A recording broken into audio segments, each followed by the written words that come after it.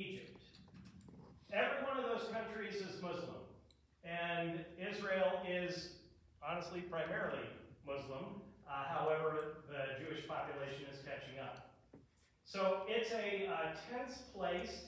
It's about 200 miles from the top up here to way down here, and frankly, from about here down, no one lives. This is just desert. And it's only about 80 miles wide at its widest. I want you to remember that for a future picture I'm going to show you. Of course, this is the Mediterranean Sea. By the way, the only time I was out of the country in my whole life was Canada. I'm not sure that counts. So I've seen the Mediterranean, and I've seen Israel now. International traveler. I am. International traveler. Okay, so you might wonder what makes this such a contested place today, and I might wonder why my thing isn't working here. Gee whiz. Do you want me to run the clicker? I think so, because I can't get it to work. Can I sit there? Yes, you can. You gotta have a password though. Password is nice blue. That chair comes with awesome responsibility. Chuck Prachek was the guy to stay. He runs it. Okay, so again, what's in color is the modern nation of Israel. And in 1947, before the country of Israel existed, when it was called Palestine, the blue here was all Palestinian folks. And the gray spots were Jews, Israelis, whatever you want to call them. Then, after the UN partitioned it, after the forming of Israel, it looked like this. So, by the way, this is Jerusalem, and this is Gaza, and Tel Aviv is right there. So the biggest cities in Israel were occupied by the Palestinians, not by Israelis. Well then, in 1967, there was a war, and the Israelis claimed this territory here, and they severely limited what was Gaza, as you can see. And they took this territory back from Egypt. It's called the 6 Days War. And then this is the present day. Boy, I sure didn't notice that that's a Trump's plan when I selected that slide. But anyway, now what you can see is that the West Bank, which is what this is, and it's called the West Bank because it's on the west bank of the Jordan River, which is what this is. It is all parceled out, and those are where those Jewish settlements are that are so contested. And because they're out there among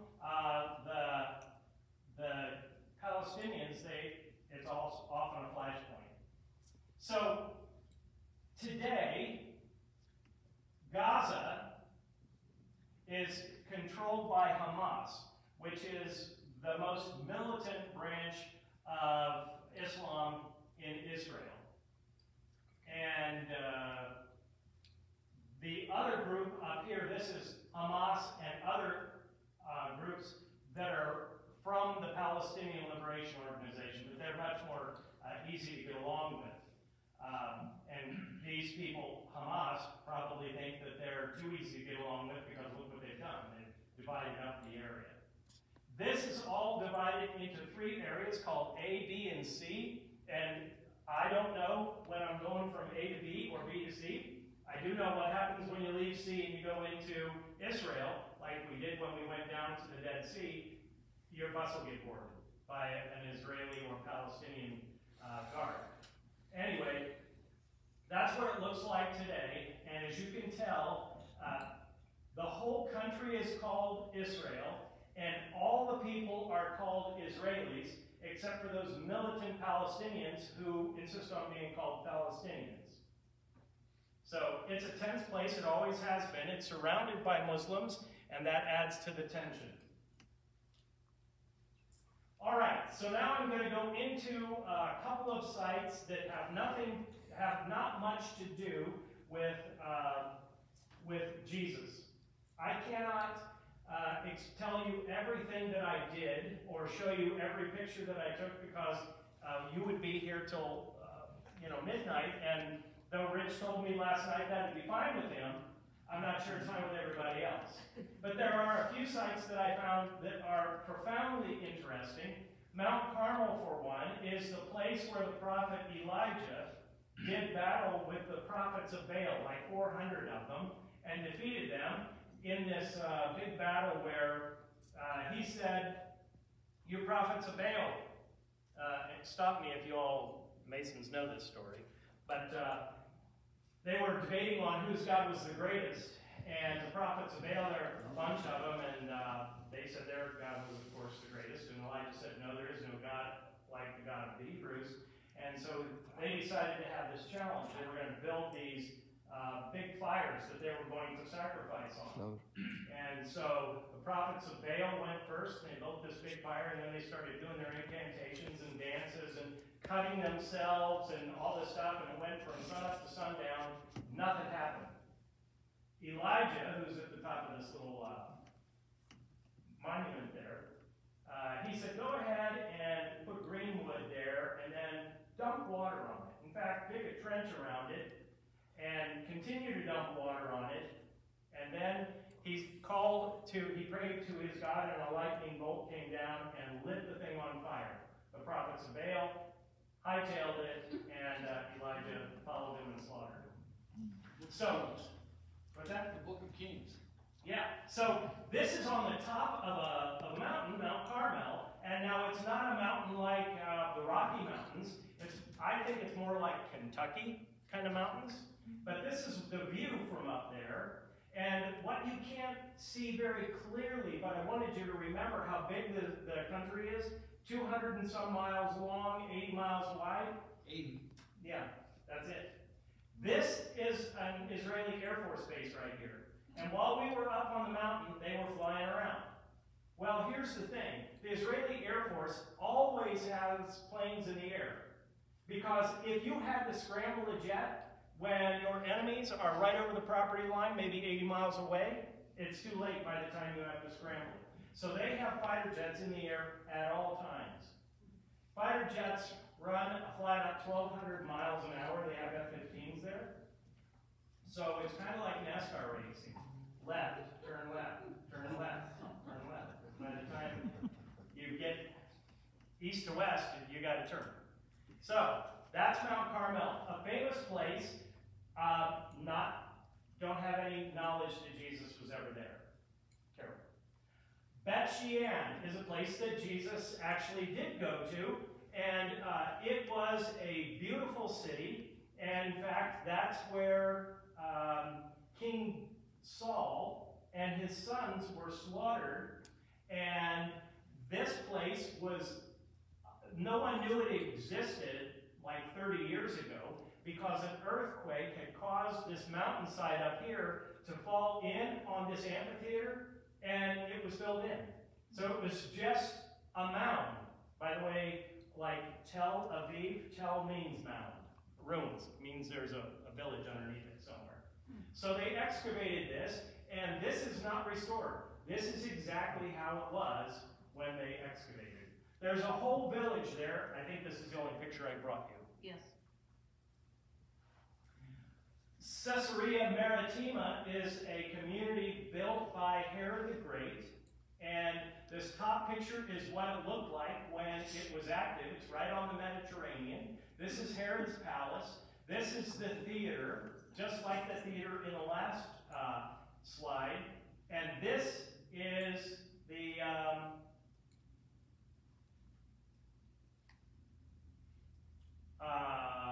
that athletic complex where they would do gladiators Coliseum. and not a Coliseum, they had another name for it. The circus? No. You gotta give me more work with than that. Okay. Anyway, this is where they did chariot races, and they also allowed the Christians to wrestle with lions and bears. And this is what it looks like today. This amphitheater is mostly intact. As you can see, there's been quite a bit of an erosion. However, this was built right on the ocean. And so now part of the other side of the track there is actually in the water.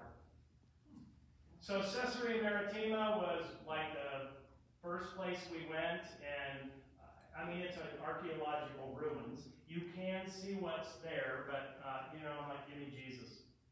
Was Jesus over here? Then let's move on. Okay, Harold. The Dead Sea is at the bottom of the Jordan River. So the Jordan River flows out of the Sea of Galilee in the north and runs due north and south, and it empties into the Dead Sea. I have obviously never been to the Dead Sea, and this is a picture I took on the bus ride down to the Dead Sea. Doesn't it look beautiful? Mm-hmm. And it is one toxic pool. Nothing lives in the Dead Sea. Carol. The Dead Sea is the lowest place on earth. It's 420 feet below sea level. And so what we have here is the lowest bar in the world. 420 feet below sea level. No, I didn't go there. Didn't have a drink. Sightseeing. And so if you've heard anything about the Dead Sea, it's impossible to sing. I am notoriously a bad backfloater. I cannot backfloat, but that's me right there. In fact, this is my group of people here. So when you walk out into it, first of all, you got to be careful because it's very muddy. And rather than stones or sand, the salt crystallizes and makes these super sharp obstacles. We're sitting on one here. That's actually like a salt bar. And as we were walking out into the water to get back here, we kind of trip over that and scrape up your legs. And in super saline salt water, that was an experience in itself. Salt water is so salty that it's kind of slimy feeling. And they do have lifeguards on duty there, but it's not to prevent you from drowning because it's impossible to drown. If you try, like this guy, to float on your stomach, you can't because your lungs are on the front of your body. It'll automatically flip you over. So it's almost impossible to drown. The lifeguards are there because the water is so salty, it's toxic. If you get it in your eyes or your lungs, it's going to burn terribly. So that's why they're there. All along the Dead Sea, there used to be resorts, like health resorts, and you could go, and even today, if you stop anywhere along the road down there, you can spend a lot of money on these Dead Sea mineral bath things and makeup and skin cleanser and all that stuff. And allegedly the mud can be used as kind of like a mud pack, and this is me trying it here. And I can just tell you, since February, I feel so much better. All right, there are two people that are responsible for almost everything that you're going to see from this point on, and that is Herod the Great, who lived from 72 BCE to about 1 to 4 BCE. He's the one, he's the one that caused Mary and Joseph to go to Bethlehem. He's the one that caused Mary and Joseph to go to Egypt to avoid the slaughter of innocents and so forth. Herod the Great is not great because he was a great ruler or he was a great man. He was known as Herod the Great because he loved to spend money, and his ambition was to be the greatest king in the Roman Empire. And so he worked really hard at building tremendous places, like Caesarea Maritima that I showed you a few moments ago. That was just one of many places that he built. So he's one of the people that you'll be referred to as we go through. And the other one is Helena, the mother of Constantine I. She lived about 247 CE to about 330 CE. That's probably Constantine there on the left and her on the right. Constantine was the illegitimate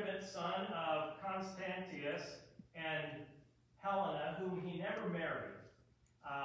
And then when Constantius died, Constantine was raised up to emperor of the Roman Empire, and he loved his mother, very devoted son.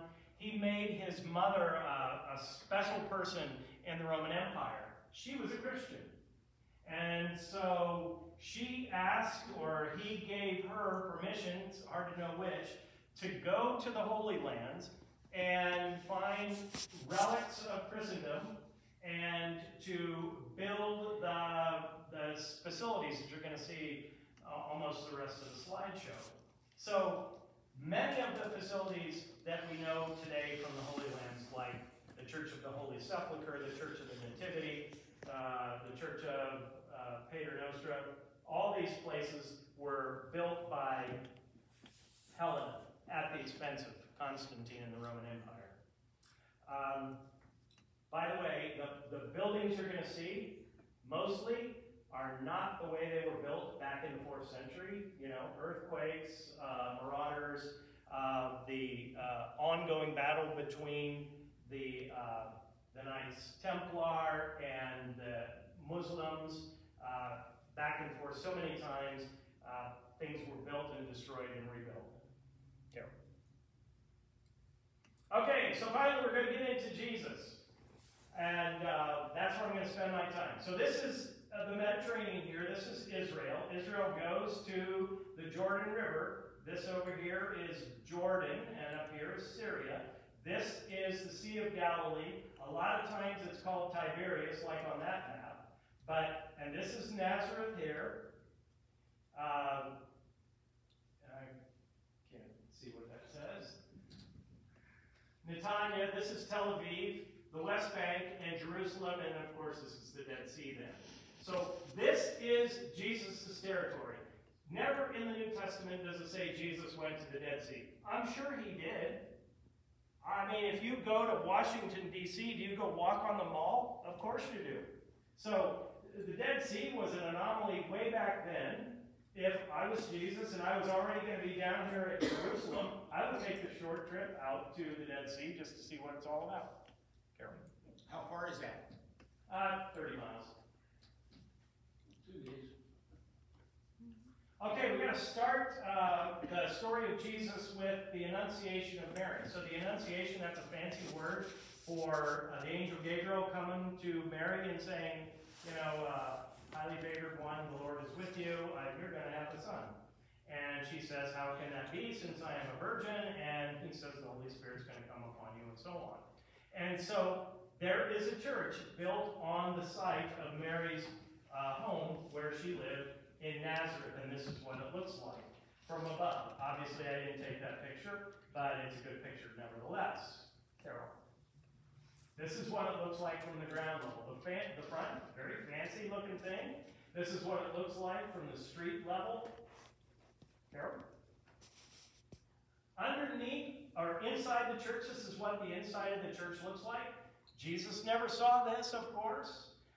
It didn't exist in his day. It didn't exist until the 4th century. This is one of the churches that Helena put together. This picture over here on the side, when they restored this church in modern times, like in the 21st century, they asked the nations of the world to contribute to the art.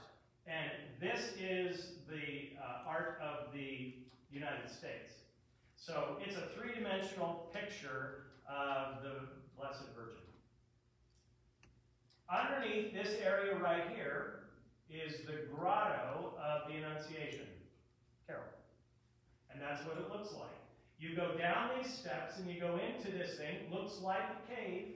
One of the things that surprised me was that in the 1st century, unless you were a wealthy person, you probably lived in a cave or a shack. And so this is the cave that Mary lived in with her parents, and they've now, of course, made it into the grotto of the Annunciation. So when you're up there on the upper level, you can look down into that. There's no floor there. So you can see right up there through the ceiling. Carol. So while we were in Bethlehem, our guide Ezra, who you will see every once in a while. He knows everybody. He's lived his entire life there, and he's been a professional tour guide. That is a thing in Israel for over 50 years. And so he took us, because we were a little ahead of schedule one day, while we were in Nazareth, he took us to this little bakery. And yeah, this would never fly in the United States. But there's just stuff sitting out everywhere, baked goods everywhere. So Ezra bought us all a coffee and a thing, whatever kind of thing you wanted. But there you can just go up there and you'll find this everywhere. Everything is not super wrapped like it is at Giant Eagle. And these, you'll see in the next picture, a marketplace. It's just out there in the open. So anyway, this is our group. There's an example. Jeez. So, now go forward. There. Sorry. So this is on the streets of Nazareth. That church, the Annunciation, is just up the street there. And this is common in many parts of the communities that we visited. So there's just merchants all over the place, open air, right there on the street.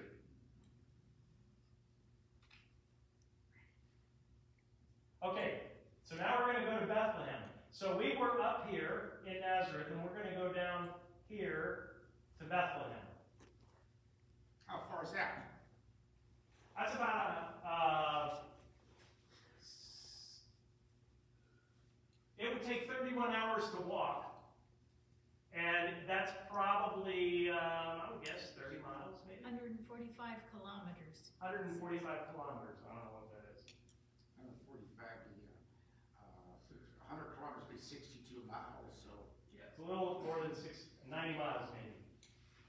So, the reason, this is where we're going, but the reason I wanted you to see that is because Jesus makes this trip on occasion. And it would take him, according to Google Maps, 31 hours to walk that. However, that's right over the top. That's the spine of a mountain range. It would be easier to go this way. And also, by the way, this is right through Samaria in the first century, which they were a little bit hostile to the Jews. Okay, so why do I have a picture of this woman here? So Bethlehem is in the West Bank and controlled in Area C by the Palestinian Authority. And our guide, Ezra, is an Israeli, and he wasn't allowed in.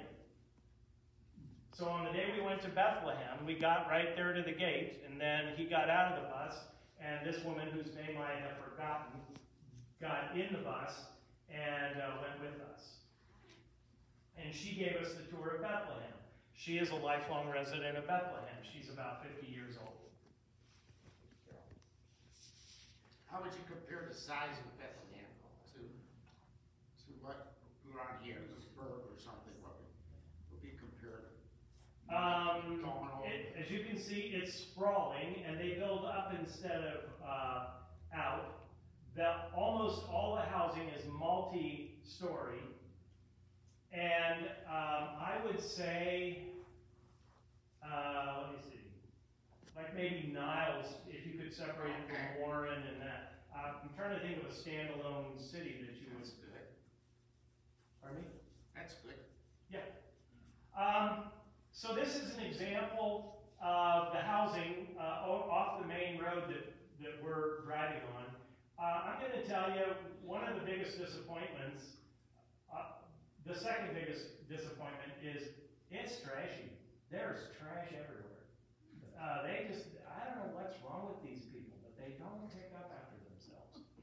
It's just trashy. We're not getting much better. And so this is a typical housing in Bethlehem today. Carol? And because Bethlehem is one of those cities that's divided, there are parts of it that are Israeli controlled, there are parts that are Palestinian controlled. They have this big, ugly dividing wall in there. That's because they don't get along, because they shoot at each other and throw bombs and rocks and so forth. This is the checkpoint we had to go through. We're driving along this here. And these are armed guards. I know you can't see it very good from where you are. But those guys have machine guns hanging on their hips there. Duplicate. Oops, wrong way. No, that's a duplicate. Okay, go on. Now go back. This is the Church of the Nativity, and this is what you drive up to. This is really a parking lot, and it's not a very attractive building from what you can see, but this is what it looks like on the inside or from an aerial view. So we're going to go in here, which is right back there, and there's going to be a lobby, and then when you go into this nave, there's no pews. They didn't have pews in those days. They still don't have pews now. And then up here in the front, where the high altar is, that's where the grotto of the Nativity is. So once again, the place where Jesus was born was not a little stable, sorry to blow it for you, but it was a cave. Now, interesting story. We asked Ezra, well, how do you know that? Why was Jesus born in a stable? Everyone was told to go to their own hometown, right? And David was Joseph was from the family of David, and Bethlehem was the city of David, so he and his bride had to go to Bethlehem. Why then, if he went to his hometown, would you do that? Would you tell your, like Flower and Gary, when MJ and Ozzy and Kato came to visit you, did you say, yeah, I'll clean out the garage for you? No, we wouldn't do that. So why did they do it to Joseph and Mary? Well, it was a different day, and Mary was pregnant, and Joseph hadn't married her. And the story goes that they said, well, out in the stable you go. So that's how Mary ended up being given birth in a cave that is the stable for the animals. Okay, next slide. So, this is a true story. That door, the only way, I'm sure there are other ways to get in, but the only way tourists can get in is through this door called the Door of Humility. You can see that the door originally was like a normal-sized door, and then somewhere over the ages, they decided that they were going to brick that in, and on purpose, so you had to bow to get into the Church of the Nativity. So that's how you get in. You have to bow your head down and get in. Once you get in, this is the nave. As you can see, this is a picture I got from the internet. This is what it looked like when I was in there. It was crowded. By the way, at some point, this church is 2,000 years old. And so it's constantly being remodeled and repaired and so on and so forth. And somewhere along the way, they discovered that there are ancient angel mosaics on these columns. And they excavated the column and found these angels. Same on the wall here. These are mosaics. So they are individual colored stones adhered to the wall that then apparently were whitewashed at some point when somebody thought that would be a better idea. And so that it's constantly being upheld. Now you can see, I don't know if you can see, but see here, there are oil lamps hanging everywhere. This is a thing in Israel.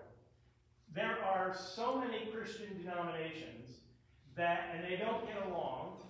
So they fight for control over everything, and they all have these lamps and rituals that they do, and it's all on a clock so that, at a certain time, the Orthodox get to go in there and do their thing, and then the Armenians get to go in there and do their thing. So, anyway. Well, how many different tour groups would be there at any particular time? Bunches. There are big tour buses, just like we have, that you can't pass two of them on these Israeli streets. And I think when we get to the Church of All Nations, you're going to see a bunch of tour buses lined up there. There could be 20 buses in that parking lot, and each one of them has 50 people on it. So, I told you that my second biggest disappointment was the litter in Israel. My first biggest appointment, Carol, could you index the slide? is that I never got this close. All these are oil lamps, by the way, all way out here. They're just everywhere. The place was so crowded that Ezra, our guide, asked the group, the 33 of us, if we wanted to wait 2.5 hours to see the Grotto of the Nativity. I said yes. The other 30-some people said no. They didn't want to wait. I flew 11 hours to get to Bethlehem, and I did not see the Grotto of the Nativity. Carol injects the slide. But that's what it looks like. So you go underneath this kind of altar-like thing. You go down these steps up in the front of the church there, and then you go down there and you climb under here, and this is what you'll see. Of course, all these are oil lamps here. They're all burning, and they're all representing some different denomination in the world. And then this star marks the spot where Jesus was born. Is that Orthodox priests there? Or Armenian, I couldn't tell the difference. Because I thought the Orthodox had a controlling, maybe that site there. They might. Okay. They might. But depending on what hour of the day, they do share the I space. see. And so they might allow somebody else to come in and do their thing at that hour. But anyway, these I got off the internet. I never saw that. That's the only thing really that I didn't see that I really felt like I missed. Are there any, is there any money exchanged in these places? No, Okay. no. There wasn't even like an alms bucket or a place to put money. There was, no. Good question, though. Okay, Carol. An amazing thing. We are up on the top of a ridge in Bethlehem. And this, what you see in the offing here, is called Shepherd's Field. Over here, you can see that there's housing. You can't see it over here. And obviously, there's no housing where we're standing. That is in Israel.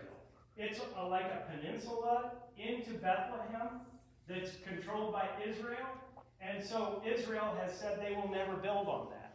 And Bethlehem doesn't have, the Palestinians don't have control over it. So good for us Christians, right? Because this is the place where the shepherds were when the angels came and visited them. So someone should ask me, how do we know that? Ezra says, here's what he said. Jesus became a much bigger deal in Israel quicker than we probably imagine here in America. And so after he resurrected and the word got out, people started taking interest in all these sites of Jesus. And so they know exactly where Jesus was born because they knew where Joseph's family lived. And when they talked about the angels coming to the site of the Nativity, they knew exactly where they came from. So it is highly probable that these locations are the exact location. And since this is never developed, you can just imagine shepherds being out there. Now, on this same hill, there is a church called the Church of the Shepherds. Carol? Nope, that's not it, but I'll stay there. Those, I know it's hard to see, but those are sheep and goats. This is in Bethlehem. They are still shepherding in Bethlehem. I found that incredibly interesting. Look at this giant fancy house there, and there are goat herders right there. Right in town. Carol. Okay, the Church of the Angels is built right, like just behind here is where you look over the field of the shepherds. So this is a church, and I should say most of these churches are not churches, they're really shrines. They don't hold regular services in there. So this is called Church of the Angels, and it's right on this mountaintop in Bethlehem. And the way it's designed, all this is like glass mesh, and when the light is right, it forms all these tiny little dots of light all over it, and it's supposed to look like the heavenly host. Pretty cool, huh? And here in Latin it says, you know, glory to God in the highest, and so forth. So that is the Church of the Angels up on a mountaintop in Bethlehem. In all these shrines, in these churches, is there a true sense of reverence in them? Yes. Okay. Yes. First, I will tell you, they're all managed by a religious order of some sort. Secondly, that's a great question, by the way. Secondly, they're beautiful. And thirdly, I don't know anybody that would spend the money to go there that did not have some sense of reverence for what they're going through. I mean, it's like anybody would go to Greece to see the, you know, the Greek ruins, you know, maybe. I don't know why you'd go to all these Christian sites if you weren't a Christian. Well, one of the reasons I brought it up too is the fact that the Church of Nativity, where you have all the different denominations of Christianity that don't get along with each other. Right. Yeah, that's like, this doesn't make sense. I mean, as the flesh, I understand, you know, the human side of it, Right. but to all want a piece of the pie and don't get along, that's absolutely not what Christ intended. We don't hear. Yeah. We don't hear. That's true. That you may be one, you know, and they're not. And they squabble over bits and pieces. I will show you a picture. I hope you'll be able to see it when we get clear to the end of the slideshow of just a ridiculous example of what I'm talking about. Okay, so this is inside the Church of the Angels. So it's got these apses, A-P-S-E, you know, and it's like a side chapel. And this one here is the angel coming down to the shepherds. This is the shepherds going to the nativity site. And this is them leaving, you know, and this guy over here has his hands up in the air like, let us go and tell everybody this great thing that God has done. So it's very beautiful. Or touchdown. Yeah, or a touchdown.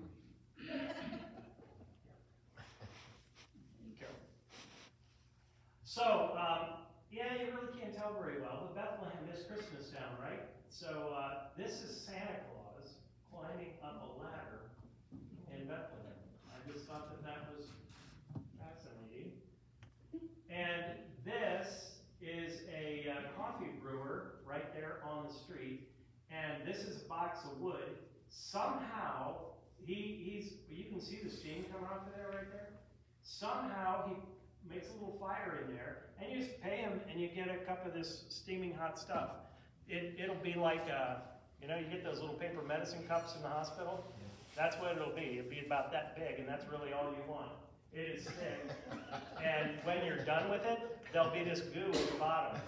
I know, because I was back at that donut shop there, you know, where they hook. And you don't need more than that. But anyway, that guy, and I waited until he got out of the picture, because I didn't want to offend him, but I thought his little kiosk there was quite humorous. Low overhead. Okay, Bethlehem, when you go to, or when you buy a piece of carved olive wood, more than likely it came from Bethlehem. And so Bethlehem has this kind of trade up there of olive wood carving. And the Nissen Brothers is one of the more popular shops. It's a big shop. It's every bit as big as this place, and just rows and rows of stuff. And so these are all nativity sets. This is Stations of the Cross up there. Those were like $1,000 a piece. Yeah, you know, I felt sorry for the Bethlehemites and thought I would do some commerce with them until I picked something up and saw how much it cost. So I bought each of my sons a little olive wood creche. It's just the Holy Family. And they were like $200 a piece, and they're little. The reason I wanted you to see this picture is this is a picture, this is a wood carving of the Last Supper. And this is authentic. This is exactly what it would have looked like. For those people who think that Da Vinci got it right and they're sitting at this glorious table, that's not how it was.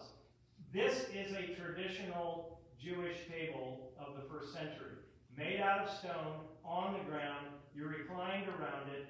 The leader would be right here. That's Jesus right there. And then these are all the disciples around it. Now, the reason I'm showing you that is because we're going to get to another picture where I want you to remember that. But beautiful stuff that they sold in there, tremendously expensive. Okay, so Yardenit is at the headwaters of the Sea of Galilee emptying into the Jordan. And there's this place called Yardenit, which is a baptismal site. And so many people affirm their baptism there, or they get baptized there. And so it's a touristy thing to do. You pay like, I think we paid $12, and that got us this skin-tight nylon robe and a towel, because you can then go in and shower. So this guy here is Ken Blythe. Do you know that name? He's a pastor, Lutheran pastor, down in Sarasota, and he's a Mason, and he is Dwayne Kimberly's trainee. So he's going to become one of the guides going on future trips. These 7 guys, this is me here, and all 7 of these, including Ken, are Lutheran pastors. Out of 33, 7 of them were Lutherans. I was amazed by that. I didn't know that before we took the trip. This guy here, I was in seminary with, and I sat there across the first night when we were doing our introductions, and he said he was graduated from Trinity, and I said, "Oh, what year?" And he told me, and I went, "I was there then." And I went, "Oh, I know who you are." I haven't seen him in 25 years. This guy is in our synod. He serves a church up near Cleveland. This guy serves a church in Toledo. This guy is actually a Lutheran chaplain in the military. I don't recall where this guy was. So anyway, you walk down into the river here. This is a tourist trap, okay? You walk down into the river. It was 45 degrees that day outside. But do you think I'm going to go all the way to Israel and not get dunked in the Jordan River? Of course I'm going to. So there we are. And so this is how it went. We all had to figure out what we were going to do, because there's 33 of us. And Ken here had been there a couple of times, and he's a Scotsman, so he's got a cool accent. And I said, "Ken, I want you to do the honors when I get dumped." And he said, "I would be honored." Then this guy here asked me if I would do him. And I said, "Well, you know, I'm going to have Ken do me." And he goes, "That's a great idea. I'll have Ken do me." So Ken did all 7 of us, 45 degrees out. And we're standing in the water, and Ken was in there for like 15 minutes. That's a trooper. So anyway, that's Yarden. That is not where Jesus was baptized. Carol? This is where Jesus was baptized. Carol, would you go back a slide? Notice the color of the water there, kind of a, river green. Now go forward, Carol. So, first of all, if you follow the scripture, after Jesus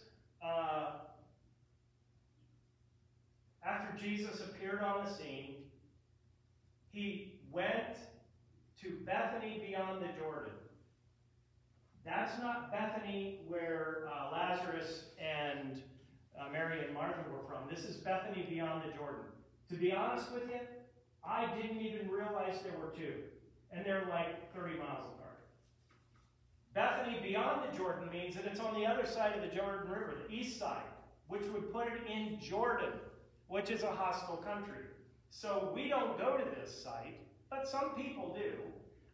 But Ezra, our guide, is not allowed over the border, so he didn't take us over there. Furthermore, he said it's a disgusting sight. It's kind of like an inlet off the river, and the water is kind of nasty.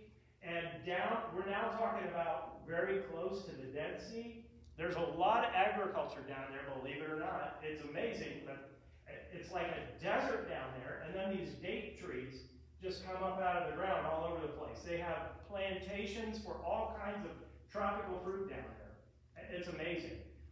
So the water, they tell me, is polluted from agricultural fertilizers and so forth. So that's really a nasty place to go. It is a tourist trap, but nobody goes there. Everybody goes to Yardenit, which is clear on the other end of the Jordan River, and Jesus wasn't baptized there. The Sea of Galilee. Ladies and gentlemen, I took those pictures with my cell phone. It was the most gorgeous, cool day. It was chilly that day. And one of the touristy things you do is you get on one of these boats and you go out into the Sea of Galilee, and you can motor around a bit, and then after you get out there, the guy will turn off the motor and you just sit there and float. Now, it was that calm the day we were there. Obviously, one night when Jesus and his disciples were going across the Sea of Galilee, it wasn't that calm, but it was the day I was there. We turned off the motor out there, and then all of us together sang, "Surely the presence of the Lord is in this place." And it was amazing. You could just slightly hear the water lapping on the side of the boat, and we probably sat out there for a half an hour, just sitting there. Nobody else near us. And then after we got off the boat, there's a restaurant there, and we had what they call St. Peter's fish, which is tilapia, and that's what's mostly in the Sea of Galilee now. They do fish it regularly. The place that we stayed, the first couple of nights first night we stayed in Tel Aviv, because we flew in and we stayed in Tel Aviv. And then the next day, we went up to the Sea of Galilee, and we stayed at a kibbutz called Ginosar. A kibbutz is, 50 years ago, was like a commune. It was an agricultural commune run by Israeli Jewish settlers. So you got to remember, there were very few Jews in Israel 100 years ago. And so when they started coming back in an effort to protect themselves, they formed these little communes, agricultural communes. And they have since been converted to hostels, and so that it's really a nice hotel. But anyway, this thing over here, one time when the Sea of Galilee, the water level dropped, they found this boat. And they carbon dated it to the 1st century. And then they modeled this after that, and so this is there in a glass case right near this. And no one said Jesus rode that boat. But what they are saying is this is a common boat that existed on the Sea of Galilee at that time. And so it's kind of cool to be there and see that thing. And that is 2,000 years old. It doesn't look a lot like a boat, let me tell you. It's pretty rotted away, but it nevertheless, it's a specimen that's really kind of interesting to see. So now, I should have put another map in here to tell you where we are. But we're in the Galilee district, so we're up around the Sea of Galilee. You'll see it in several pictures here. But up in the North Country, where Galilee is, we are at the Church of the Multiplication. That's where Jesus turned the loaves of bread and the fish to feed the 5,000. And so there's this church up there, and it's a fairly simple-looking church. Now, many of these are monasteries or convents, and so there are nuns and monks running around. And this one's fairly plain. So then, this is a road, and the lake is, the Sea of Galilee is right here. And then up on that hill is where that church was. And this is the place of the multiplication. So that's where Jesus fed the multitude. How do you know that's the place? place, again, thousands of years of people retelling the story, that's the place. There's nothing there, there's no sign marker, there's nothing. In fact, it's owned by somebody, and that's a field. Up north, by the way, up around Galilee, it's nothing but agriculture. It's not very populated. And this big white thing here, I'll show you another picture in a second, that's a banana grove. So they cover the whole thing with that white stuff so that the birds and rodents and bugs don't get to their crop. But there are banana groves, orange trees, grapefruit, tangerine, figs, all kinds of tropical fruits there. Pomegranates is like the national fruit. So that is the place of multiplication. So now I'm up at that Church of the Multiplication looking down. That's that same white thing that you saw up at the top. And that's the Sea of Galilee way back there in the background.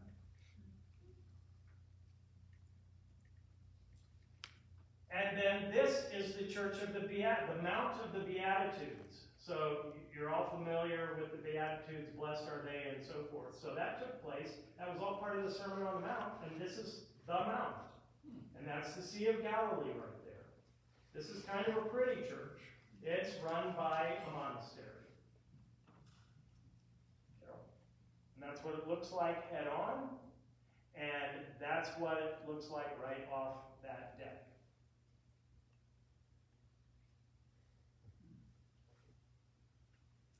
Okay, now we are going to go to Cana. So we were just right up here. This is the Sea of Galilee, even though it says Tiberias on it. So we were up in this area, and we're going to go to Cana, which is the first sign of Jesus, right? The wedding in Cana. So he was born in Nazareth and grew up in Nazareth. And then when it came time for him to get baptized, he was down here at Bethany, beyond the Jordan. And there is a mount here that, I don't know if I included that in the picture, in the slideshow. There's the Mount of Temptation, you know, where Satan took him up there and said, I'll give you all this land to control if you just fall down and worship me. That place is known. And then he went back up to the Sea of Galilee and he started collecting his disciples. And by the time he goes to Cana for the first miracle, he has some disciples in tow. So now we're going right here. Here. So the wedding church at Cana, of course it didn't exist in Jesus' day. It's a beautiful, small church. This is what the inside looks like. And there are people there renewing their vows or getting married all the time. While we were there, it was going on. That's what these people are doing. So it's a great place to go and do that kind of thing. Beautiful little thing right in the small town of Cana. Do they know the actual site of that, the original wedding where you changed? It's built on that site. Right on the spot. Right on the spot. Okay. I'm surprised they don't have some kind of a grotto, but, Jesus was at a party, a wedding party, so, I doubt it would have been underground. I'm surprised you're not selling wine there. You probably could. Hey, in fact, now that you mention it, I do think you could buy Cana wine in the merchants right there on the street. We had 2 bottles of it. Was it any good? Well, After they changed it, the wine was better. we don't know because it was stolen, but Yeah, who knows? Carol. Now we're going to go to Nazareth, which was where Jesus was raised. Interestingly enough, I'm not aware of a site that was supposed to be like Jesus' house, where Jesus and Mary and Joseph lived. Ezra never showed it to us. We didn't see any signs. I'm guessing it doesn't exist. But we're going to go to Nazareth because that's where Jesus went to preach, right? He went to his own hometown, and he went to the synagogue there and opened the scroll and read from Isaiah and said, this scripture has been fulfilled in your hearing, and the people took offense to that. Harold. And that's what the synagogue looked like. That is the real synagogue in Nazareth. there it is. It goes, you go through that door, and it looks like that. You know, I know you're probably thinking something more glorious like this, but honestly, because construction was so difficult, there is no wood in Israel. There's no lumber. Everything is built out of stone, which they have a lot of. It's all limestone. And so everything is efficient. Back there at Caesarea Maritima, where Herod built that palace, in the summer he would go out there because it'd be cooler out there with the Mediterranean breezes. His whole palace wasn't as big as this room. The whole palace. Ezra told us that for a typical middle-class family, a bedroom would be as long as a body is. Because all you have to do is lay down. You know, there wasn't dressers to put all your clothes in because you probably had the clothes you were on and maybe one other thing. Is that a synagogue where he got upset with the money changers? Nope. That's in Jerusalem. Okay. This is a synagogue in Nazareth. Okay. Good. But he gets in a lot of trouble here after he tells them this particular scripture from Isaiah is fulfilled in your hearing. They ran him out of town and tried to throw him off a cliff. Carol? And there it is. It's called the Mount of Precipice. This is what it looks like from the road, but if you go up into Nazareth, which is just over here, you can walk out, there's a guy standing there. They know this is the place. How do they know it? Probably Jesus wasn't the first one they tried to throw off there. That's probably how they dealt with stuff there. Just throw them off the hill. So that's the Mount of Precipice in Nazareth. Now I'm going to go back up north to Capernaum. So it's just on the north side of the Sea of Galilee.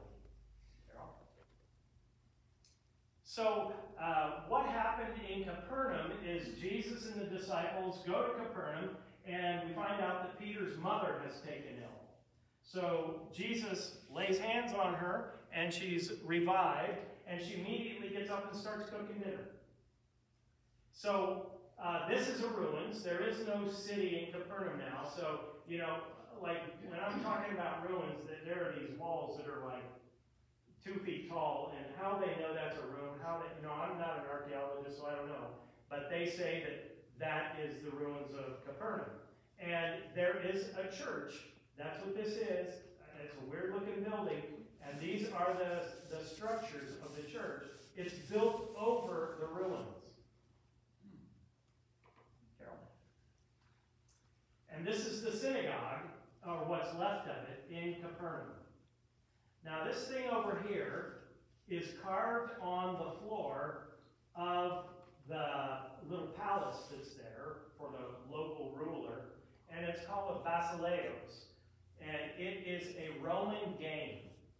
And allegedly what they did was every one of these little segments meant something, kind of lost to time, and they would toss something like tossing pennies, and then the Romans could, you know, like, well, this is, off with your head, this is, will break your kneecaps, and this is, will cut off your fingers, and so you would toss, and then the Roman soldiers would get to choose what kind of torture they would do to you.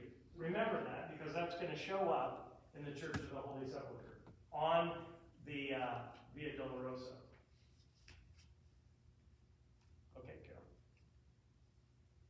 Okay, Chorazin is one of the Decapolis, so it's up here in the top. Jesus talks about it, and he undoubtedly was there. And it's a ruins. So, you know, this is a wall here, and it's got a door in it. So this is what a house looks like. It's not lumber, it's not 2x, it's piles of stone.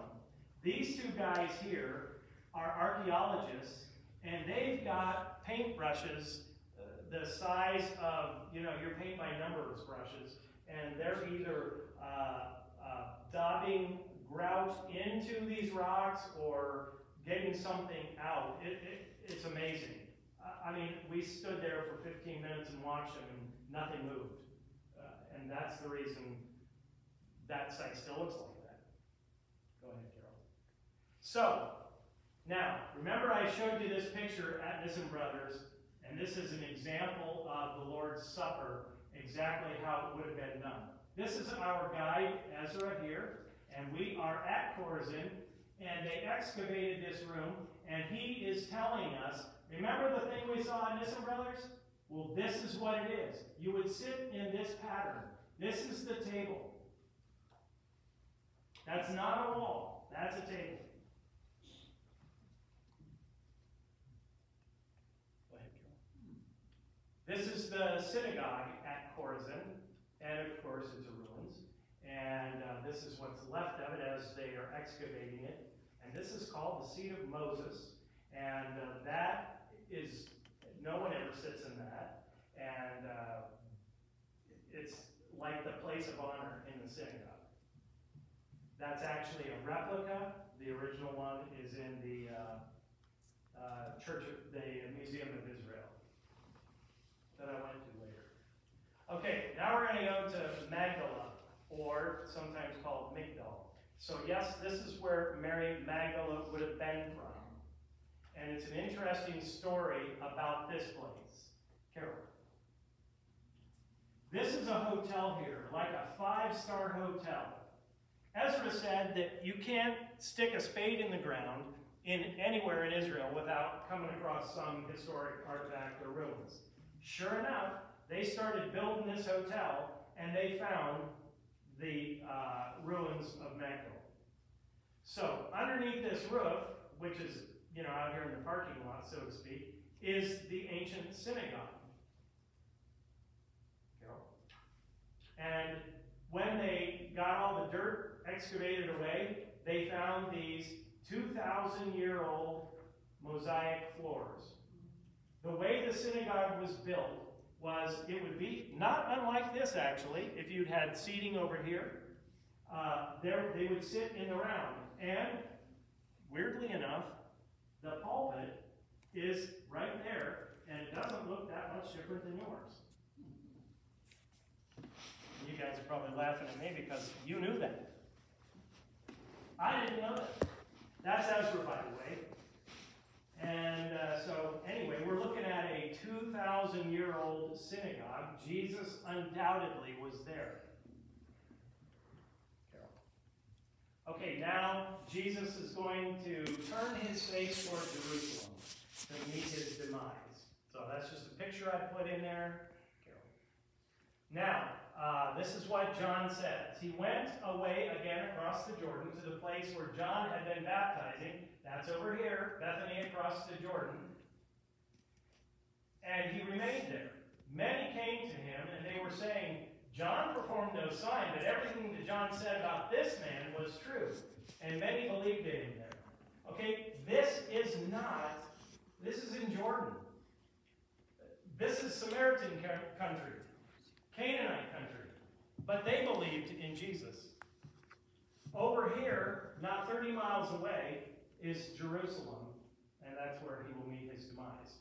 So, where I left you, he was up here. Mount Tabor is where the story begins, because that's the Mount of Transfiguration, where Jesus is met by Moses and Elijah. So that's on top of Mount Tabor. We were up there. There's a beautiful place up there. And then he went down, and he tried to go through Samaria.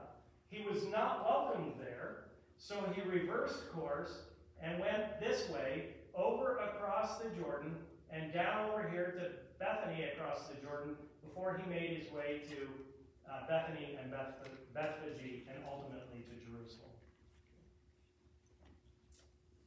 When the days drew near for him to be taken up, he set his face to go to Jerusalem. He sent messengers ahead of him, and on their way they entered a village of the Samaritans to make ready for him, but they did not receive him because his face was set to Jerusalem.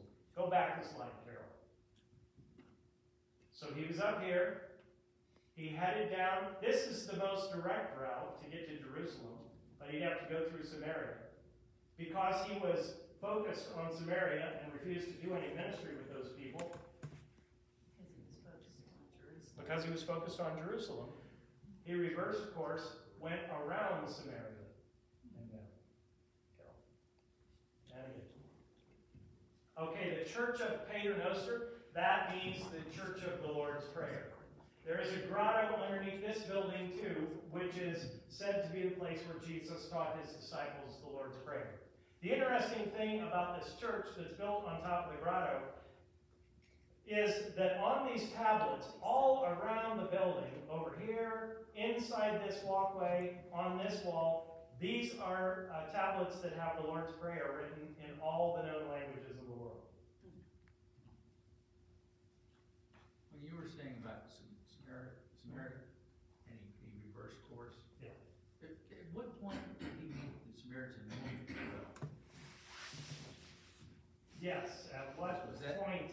Was that at that time when he was turned away from No, Samaritan? because he told the woman everything about herself. And there She was- went back and told there was a the- transformation yeah. within So her. that was a previous journey Okay. where he was welcome. Because then he stayed with him for 3 or 4 days. Right. Yeah. Good question. So this is the grotto of the Lord's Prayer. So allegedly, Jesus taught his disciples the Lord's Prayer there. Luke writes, he was praying in a certain place, and after he had finished, one of his disciples said to him, Lord, teach us to pray as John taught his disciples.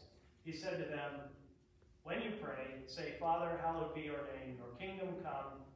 Give us each day our daily bread, and forgive us our sins, for we ourselves forgive everyone indebted to us, and do not bring us to the time of trial. Yes, the Lord's Prayer that you know doesn't sound exactly like that. We add a little thing at the bottom of it. Okay, Carol? Now we're going to make the trip. This is the entire trip. I told you we started at Mount Tabor with the Transfiguration. Then he came down here, tried to go through Samaria, was not welcomed, went back across the Jordan, and came over here to Bethany across the Jordan, or beyond the Jordan. And then he's going to go here to Jericho, and then he'll make his way through here to Bethany, Bethphage, and Jerusalem. Go to the next slide. In Jericho, he healed a blind man. So he's far away, relatively speaking, far away from Jerusalem at this point. We're talking about maybe 2 weeks from his death. As they were leaving Jericho, a large crowd followed him. There were 2 blind men sitting up by the roadside. When they heard that Jesus was passing by, they shouted, Lord, have mercy on us, Son of David. The crowd sternly ordered them to be quiet, but they shouted even more loudly, have mercy on us, Lord, Son of David. Jesus stood still and called them, saying, what do you want me to do for you? And they said to him, Lord, let our eyes be opened. Moved with compassion, Jesus touched their eyes. Immediately they regained their sight and followed him. So not 30 miles from Jerusalem, Jesus is performing miracles. And maybe 2 weeks before he gets to Jerusalem. Okay, now we are getting very close.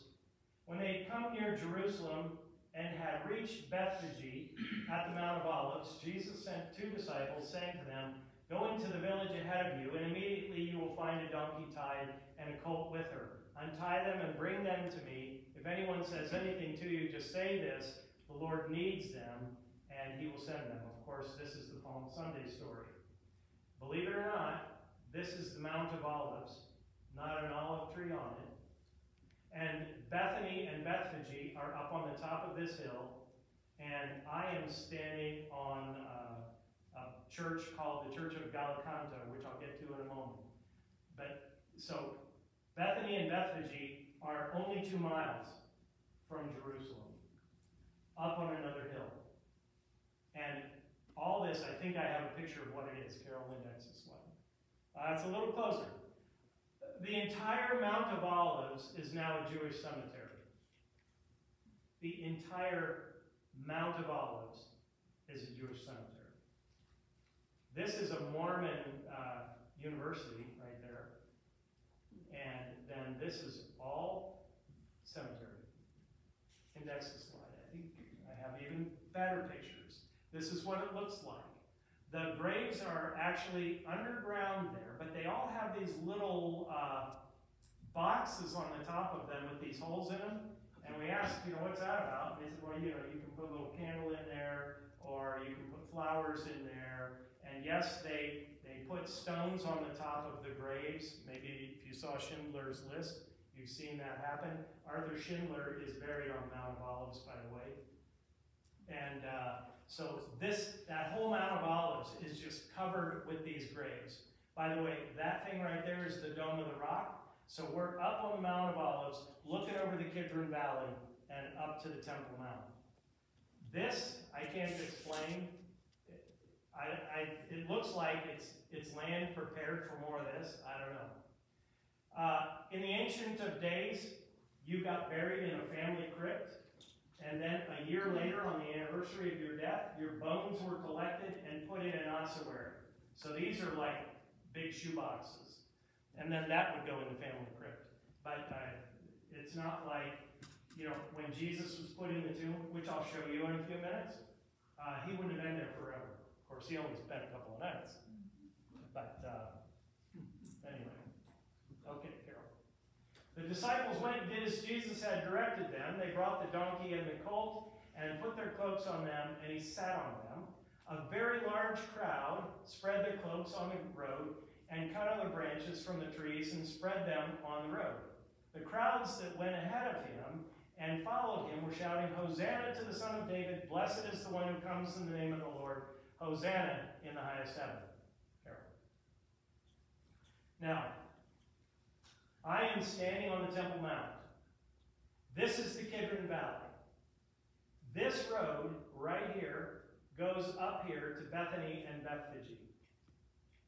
Jesus walked that exact road on the donkey. We walked that on the last day we were there, actually. It's less than 2 miles.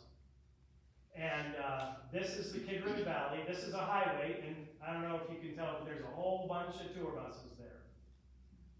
And this right here is a cemetery. When I show you the Golden Gate, I'll show you why that's there. But Jesus came in from Bethany and Bethphage, which was the town where Lazarus and Mary and Martha lived. Actually, Jesus was over there in Jericho when Martha sent for Jesus, and then he dilly-dallied for a couple of days and didn't get there in time. Well, he could have easily walked it. It was only 10 miles or so. He could have easily done it, and when he got there, Martha said, if you would have been here, my brother would have died. And he said, no big deal. I got this. So he was very close.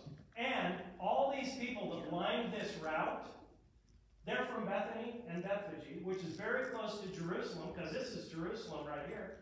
They all heard what Jesus had done. The guy has the ability to raise people from the dead. So they all came out to see him. Okay, this is just another picture of the route. It goes right up here. And this is called the Church of All Nations. I'll get there in a second. And this is a beautiful Russian Orthodox church. And this is the Mount of Olives, all covered with graves. And these are all tour buses, all up through here. Carol? So this is called the Church of Mary Magdalene. It was built in the 20th century. It's not significant. It's not important. We didn't even go in it. But isn't it striking? And I knew you'd ask about it in that last picture, so I thought I'd just tell you. There it is. Okay, next picture. This is the Golden Gate. So when we were up on the Mount of Olives, looking down across the Kidron Valley, and you could see the Dome of the Rock there, that's on top of this. The Golden Gate in Jewish history is the place where Messiah must arrive. Has to. So Jesus is now down in the Kidron Valley, looking up at the Temple Mount. The temple would have been there in his day, and he goes right through this door. Now, as you can see, it's been blocked out over. Suleiman the Magnificent, a Muslim, in 1200 CE, he was a kind Muslim, and he restored many of the historic sites. And He did not want Messiah to come. So he blocked the Golden Gate. He bricked it in. And then the Jews who didn't want Messiah to come built a cemetery in front of it. The reason they built a cemetery was because Elijah is supposed to precede the Messiah, and Elijah wouldn't, because he was a holy man, he wouldn't enter a cemetery. That cemetery still exists, and those gates are still closed. But that's the famous Golden Gate where Jesus walked in and up to the Temple Mount. Carol. When you get up on the Temple Mount, this is where Jesus came up. So Jesus walked these very steps right here. He was there. Carol. Okay, so now somebody asked about the court of the money changers. There is this thing in Jerusalem. It's rather famous. It's a model of the city in the first century. It's huge. It's 10 times the size of this room. And it's a scale model, I think 1/50th scale model of the temple, of the city actually, when Jesus was there. And this is the temple. And this is the pinnacle that Jesus would have been thrown off in the temptation, you know. Satan takes Jesus to the pinnacle of the temple and says, throw yourself off and the angels will pick you up. That's where it was, right there.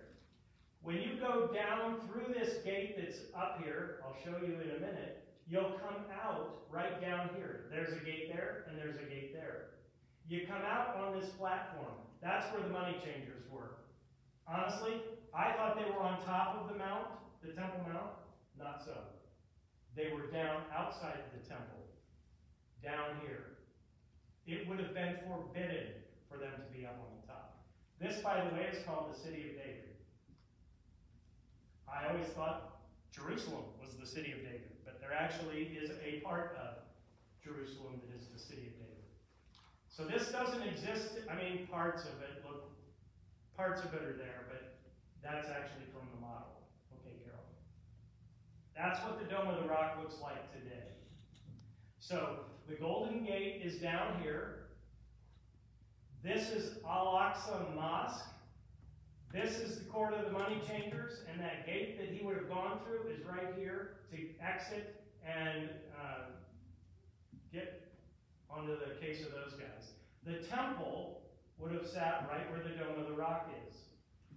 And there would not have been trees on there when Jesus was alive. Is that the mosque, the one that was on TV recently? Yes. Where the troops went in? That's this, the Al-Aqsa Mosque. So this is a shrine. It's just a holy site. Do you know what's in the Dome of the Rock? Anybody? Footsteps. It is the last place Muhammad ascended. It's also the place where Abraham attempted to slaughter Isaac. So that's why it's called the Dome of the Rock, and why it's sacred to Jews. That's why the temple was built over it. The Holy of Holies was built right on top of the rock when it was the temple. And then it's sacred to the Muslims because that's where Muhammad ascended into heaven. But it's a shrine. And this is a mosque. So honestly, the Al-Aqsa Mosque is holier than... Well, what does I should know this, but I don't. What's the significance in the Dome of the Rock versus the pilgrimage to Mecca? Mecca is the holiest place in all of Islam. It beats me what the significance of it is. I'm not an Islam scholar. But this is how it looks today, Carol. Interesting, you know, go back, Carol. Back one. So the western wall, this is the western side. This is the eastern side over here. Now go forward. So to get up on the western wall, you have to go through security. And because there are Orthodox Jews there, there's the men's side and the women's side. Isn't that ridiculous? We walked side by side. This is one of our pilgrims. And we were fine walking together here, but when we go through security, we have to go men and women. Where you mentioned you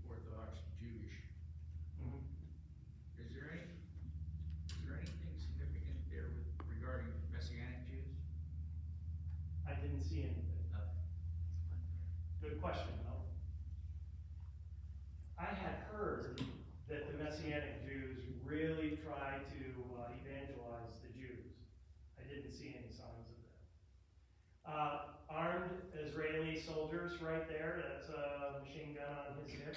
He's just keeping the peace. Carol? So then you walk out onto this platform, and this is a place where Orthodox Jews would wash their hands. And then you go out here. This is the Western Wall. And these are all Jewish men here praying against the wall. The women have to go to a separate section. Is that what they call the Wailing Wall? Yes. That's it. See this line right here? Yeah. That's a fence that divides the women's side and the men's side. Did you notice the size of those stones? They are massive. And what you can only see is the edge of it. They go like 12 feet in. Wow. They are massive. And just imagine the technology back there to cut the stone. Mm-hmm. And I think they use, if I'm not mistaken, a thread that maybe they put sand in it and they turn it. And this is how I remember it. It's just amazing. I heard that that you could cut partway through and put dry wood in it, and then get the wood wet, and as it swelled, it cracked the rock. Yeah. I don't know. So anyway, these are Orthodox men, and that, you know, there are numerous sects of Judaism, and they all have different costumes, and they come from all over the world, because there are almost no native Jews in Israel. They all came from somewhere, like mostly from Eastern Europe and from Spain. So they all came with those customs. And I'll explain, this is how you get up on the Temple Mount. It's like a giant wooden walkway. It's really kind of dodgy. Okay, Carol. To get on here, there's a place, go back one. There's a station over here. I don't see it in this picture. I don't know where it is, but maybe it's before here. But there's a station where you must put on a yarmulke.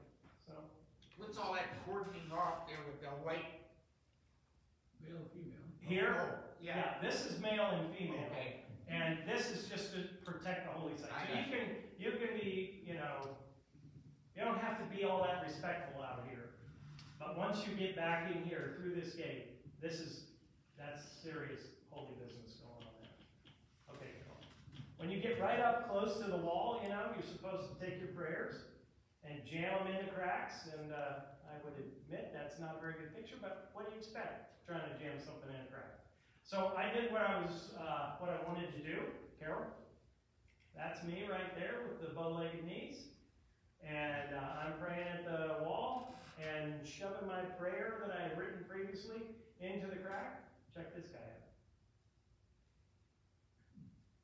This guy, probably his dad. Look at the outfit on this guy. And this guy. And these are his phylacteries hanging out from under his coat over here. It was kind of cold that day. This guy here, he's constantly moving. And they chant the songs. Carol. This is what it looked. So one night, on a Sunday night, we went up on this observation platform, and we just happened to catch this. Yeah, it is gorgeous. But there are people down there praying day and night. They have these giant lights. It is a law that all buildings have to be made out of limestone. If you build a house there, it would be made out of limestone. And then they have these giant honking floodlights that are that they turn on, and the city just glows white. It's beautiful. Anyway, this is the Wailing Wall, the Western Wall. So this is the Temple Mount right here. These are those trees that were growing on the Temple Mount. And that's the Dome of the Rock. Al-Aqsa Mosque would be over here. And that is a minaret. Now, there's another minaret behind me here. And on this night, this was, it was Saturday night. So it was at the end of the Sabbath. And there was a group of teenage girls up there with some adults, and they were singing these songs. that were, we asked, and it's like, it's a song giving thanks to God for the conclusion of the Sabbath.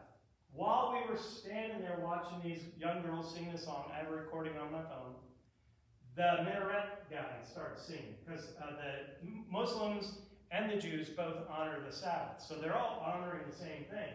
So while I'm watching these girls, I hear this going on right behind me. I went around the corner of this building, and there you could hear the imam calling the people to prayer. So it's really kind of an interesting confluence of activity. Okay, so the Dome of the Rock, we're going to go up this thing, and to get up there, you now have to go through a Palestinian checkpoint, which is just like the Israeli checkpoint. Go ahead. When we got up, well, there's some guards. They're just milling around up there, just, you know, making sure everything's cool. And these are little seats, and worshipful Muslim would go sit on that, turn on this little valve, and then he would wash his hands and feet before he went up to either the Al-Aqsa Mosque or the Dome of the Rock. That's the Dome of the Rock. You would think I bought that picture or got it online somewhere, because there's almost nobody. I got somebody's hand right here, but I took that picture. There was nobody up there. I was surprised by that. Can non-Muslims go in there? No. Non-Jews? That's as close as I got. You can't go in the Al-Aqsa Mosque either. However, those Israelis did a couple weeks ago. But they can go in the Christian sites. Oh, yes. Yeah. But I can show you what it looks like on the inside, Carol. So this is another view from another side, and this is called the Dome of Chains. And I can tell you what I was told. It doesn't make any sense to me. But underneath this dome, there is a chain hanging there. I don't think it's there now. And it sounds to me like the Salem witch trials, you know. If you drowned, well, you were probably not a witch. But if you managed to not drown when we were dousing you, then you were probably a witch. So somehow with chains, they would hang you, and if you survived, you were the devil, and if you didn't survive, you were probably a good guy. And that's what that is. Move on. So this is what it looks like inside the Dome of the Rock. It's just really a giant building over a rock. I didn't take this picture. I got it off the internet because I'm a Gentile and I can't go in there. But very ornate, and it's just a big building over a rock. Now, is that the rocks that Abraham was to sacrifice? Yep. The rock that Muhammad ascended from. In the days of the temple was built. The Holy of Holies was built right on that spot. Hey, Carol.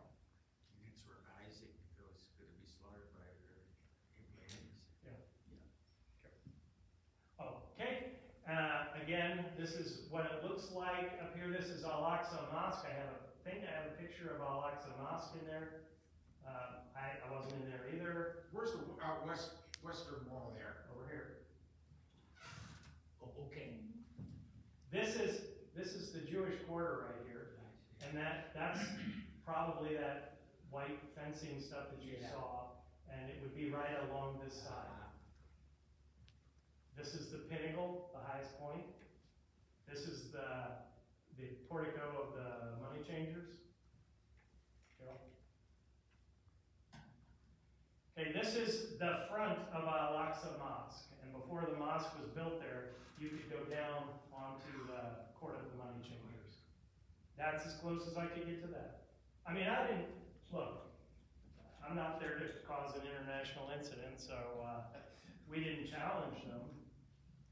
And I just wonder if it was standard procedure, the Christians couldn't go in any of this things. no, it is standard procedure. No, Jews can't go in there either. Carol.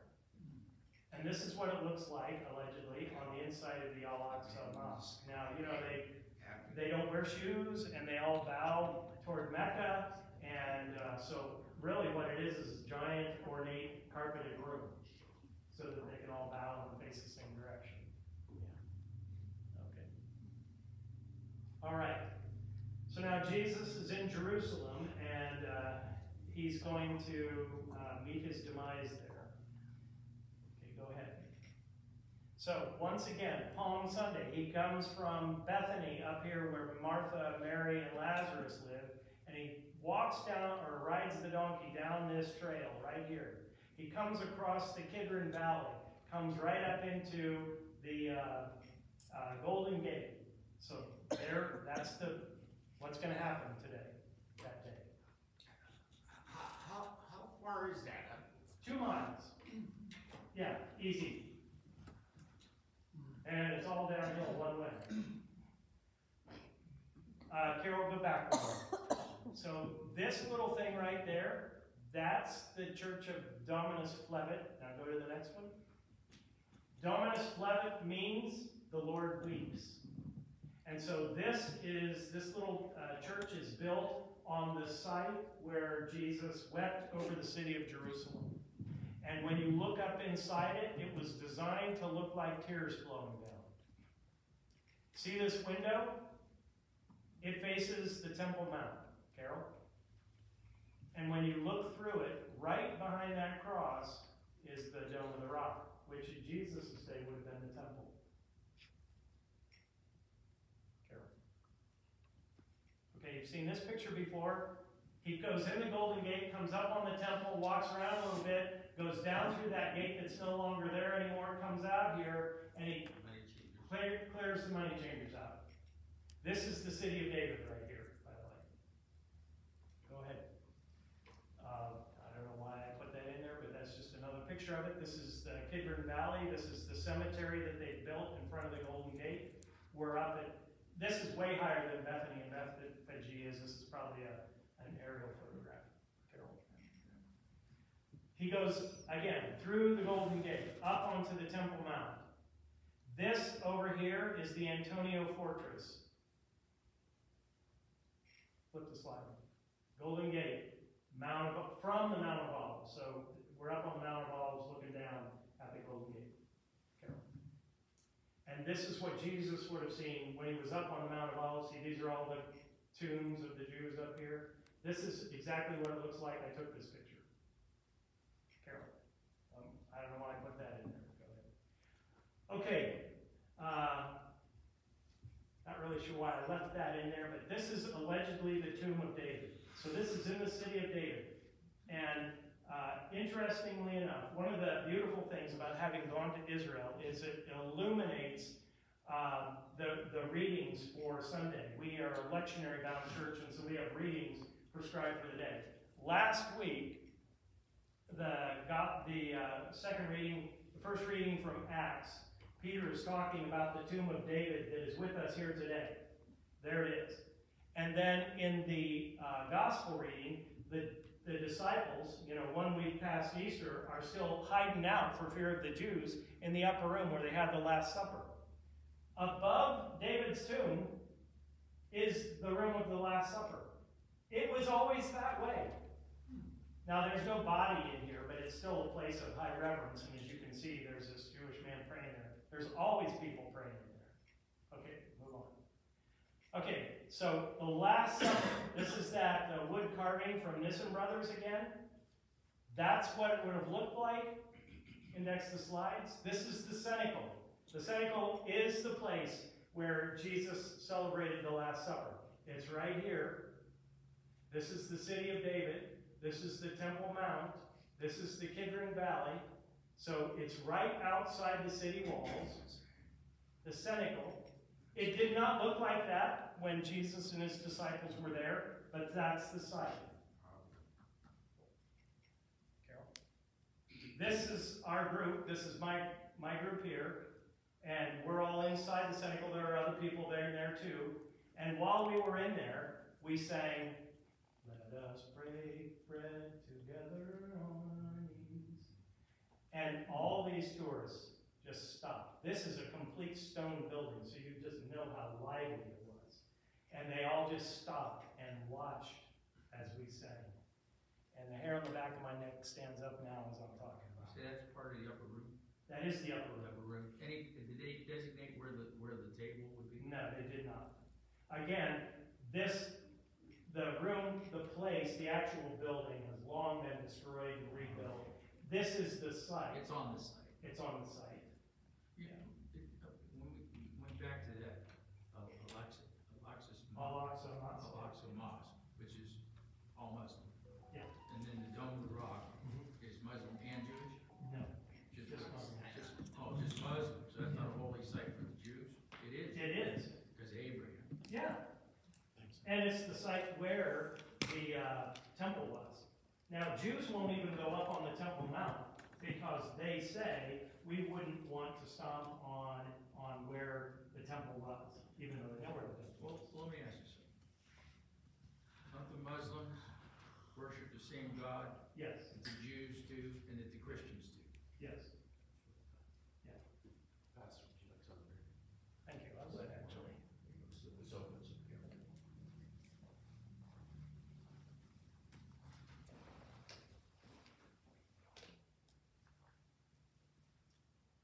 The people from my church know that I think Holy Thursday is the holiest day on the liturgical calendar.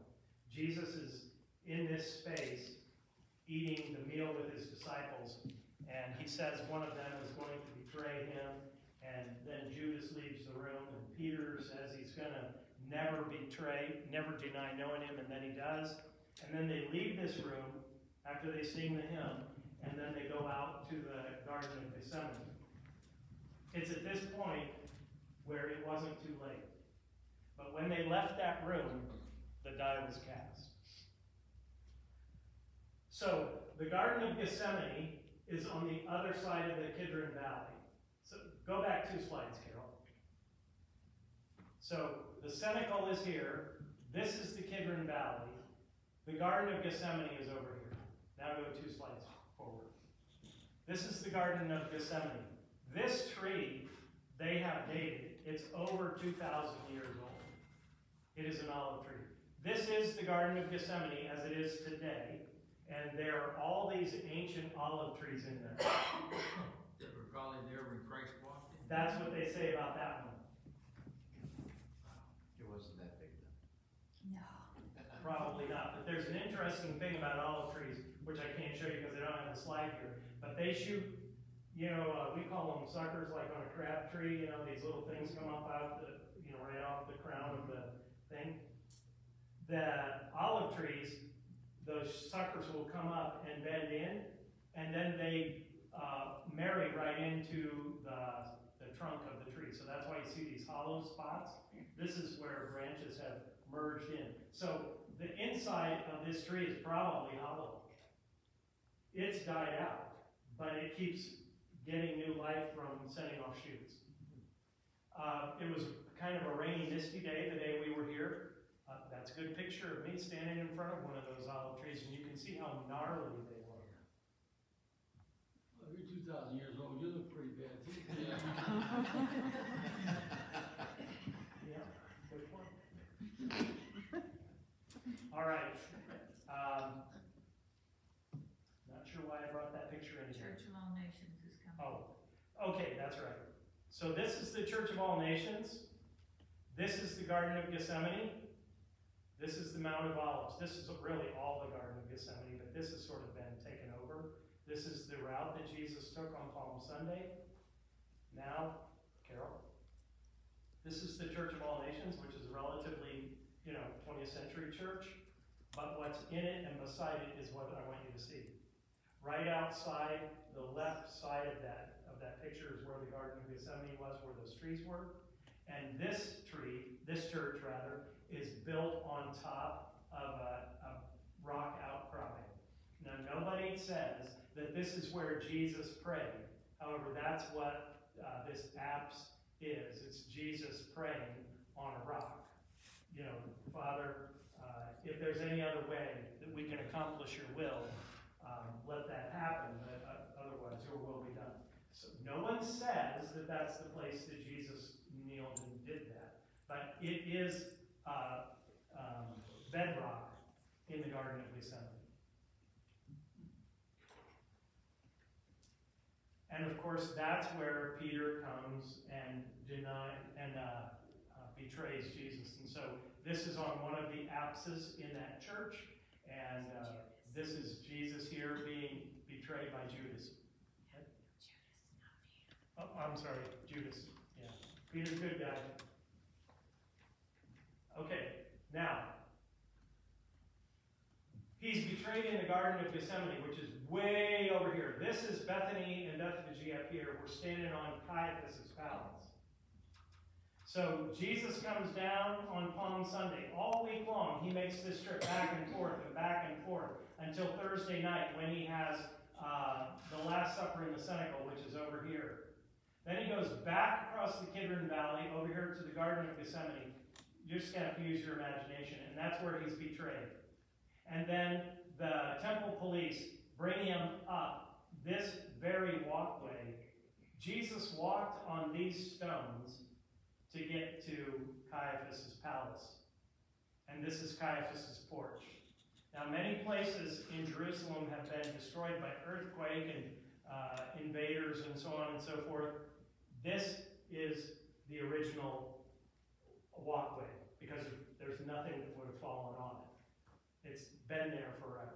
So this is where Caiaphas interrogated Jesus. Next picture. And while he was up there, there's this sculpture. This is Peter denying the Lord 3 times. This is a Roman centurion listening. These are 2 women here who are asking him, aren't you one of them? Aren't you too a Galilean? Next slide. Okay, so after Jesus is betrayed on Thursday night, Friday morning, Caiaphas interrogates him, and he has no power to sentence him. He's got to turn him over to Pilate. And so what they do is they take him to a dungeon that is located underneath Caiaphas's house, and they beat the hell out of him. This is the dungeon where they beat him. And you can't tell here, but right there, and right there, and over here, there are leather thongs where they would tie you up like this so that you couldn't move, and then they would beat you and beat you and beat you. This is the exact spot that Jesus was beaten by the temple police. And then, when they got tired of beating him, I suppose, they threw him in this dungeon. Go to the next slide. They threw him down through this hole, which is there, into this dungeon, which is nothing but a stone room, carved out of the limestone. These are the heads of my fellow pilgrims. Today, there is a stairway that goes down there that's over here so that you can experience this room, because the only way in and out in Jesus' day was through that hole. They would throw you down there. They didn't care when you hit the bottom of the hole. They didn't care when they drug you up over that limestone, because you were going to die anyway. Do you think Jesus was pretty much beat to death before he got to Pilate? I think so. So there's 33 of us down in this room, and we can barely move. Carol. Okay, all of that is built underneath the Church of Peter Gallicantu. Gallicantu means Peter and the cock crowed. That's what that is. So this is a beautiful church that's built on the grounds of the palace of Caiaphas. And that dungeon and the torture room are underneath this building. When you look up in this is what the ceiling looks like. I just thought it was true. Okay. Next slide. All these churches that are built on these holy spots, historical spots, are they active churches? Do they have services? Some, but honestly, not many. And I don't know what keeps them going. They're shrines. I think so, but nobody asked us for a dime. Okay, so after Judas betrays Jesus and he's taken into captivity he goes out to the valley of Hinnom, which is also known as Gehenna, and hangs himself.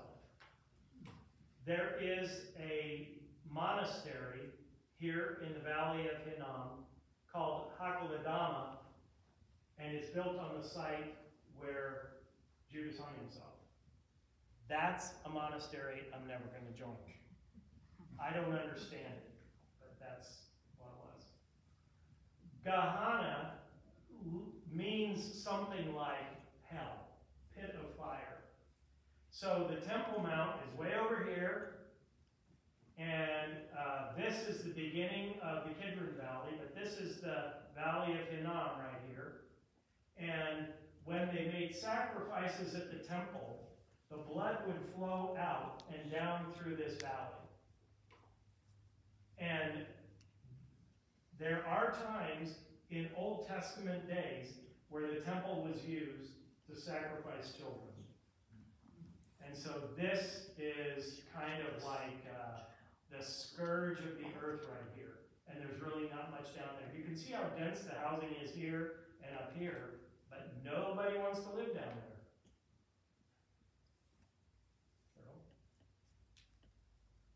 So finally, the Via Dolorosa. Jesus has been put before Pilate, and Pilate sentences him to death. He is sentenced up here at the Antonia Fortress, which is it's on the Temple Mount. It's just off the Temple Mount. So this is the Temple Mount here. So he's sentenced in the Antonia Fortress. He will go less than 2 miles to the cross. Here is the Church of the Holy Sepulchre. These are the stations along the way.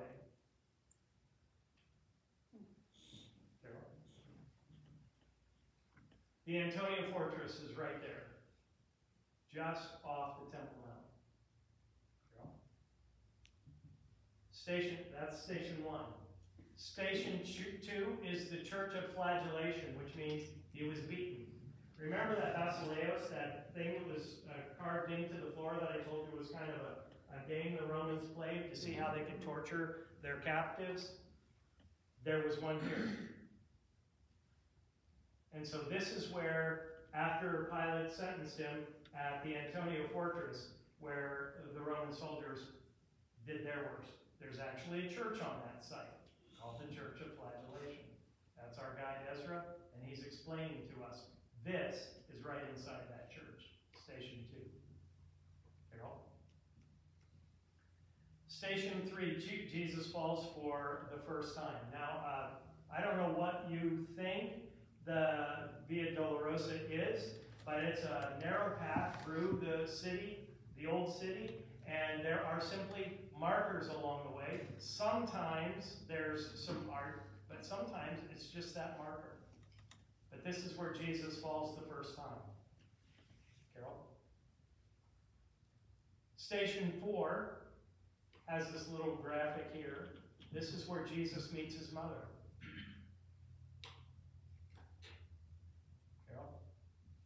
Station 5 is where Simon of Cyrene was made to help carry the cross.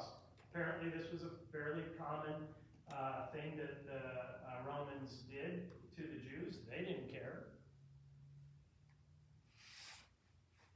Station 6 is called Veronica's Vale, and this is a place where Protestants and Catholics, kind of depart. Because there is nothing in Scripture that says there was any woman named Veronica that wiped Jesus' face.